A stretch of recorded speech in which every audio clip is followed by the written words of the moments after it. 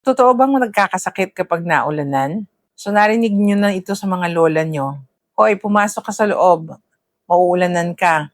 Magkakasakit ka. Pero teka lang, ang ulan ay tubig lang naman.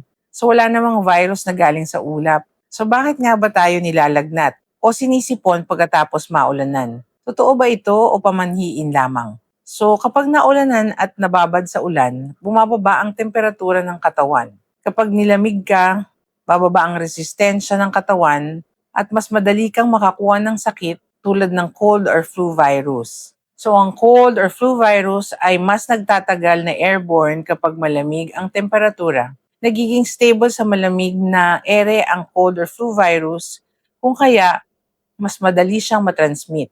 Ito'y natatransmit sa hangin at nakakahawa. Kaya naman mas mataas ang kaso ng flu pagkatapos ng taglamig o tag-ulan. Kaya may point si Lola.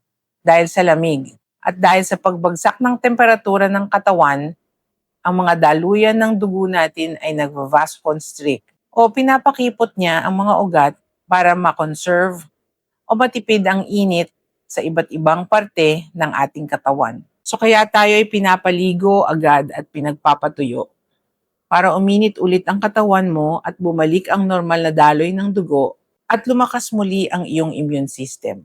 So hindi ulan ang kalaban, kundi ang lamig at virus na dala nito. So stay warm and dry. Ikaw, pinagalitan ka na rin ba nung bata ka pag naglalaro ka sa ulan? Sa ating bansa, hindi lang paglalaro sa ulan ang karaniwang ginagawa, kundi nagbababad din sa tubig baha. Ang iba ay nagsiswimming pa. Kung kaya nakakakuha ng sakit dito, tulad ng leptospirosis. Kung naalulun naman ng tubig, nagkakagastroenteritis. Ito ay nagiging sanhi ng pagsusuka o pagdudumi ng malambot. At kung ang tubig naman ay pumondo sa sulok-sulok ng parti ng inyong bahay at bakuran, nagdudulot ito ng paglaganap ng dengue.